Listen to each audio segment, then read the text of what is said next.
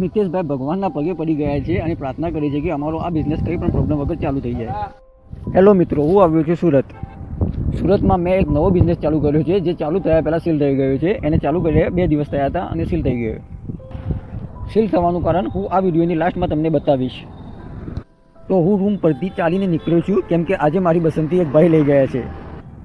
મારા આ નવા બિઝનેસનું એડ્રેસ છે બાગબાન સર્કલ, પાલ ફૂડ કોર્નરની બાજુમાં મા માટેલવાડી કાઠિયાવાડી રેસ્ટોરન્ટ મહેસાણાવાળા.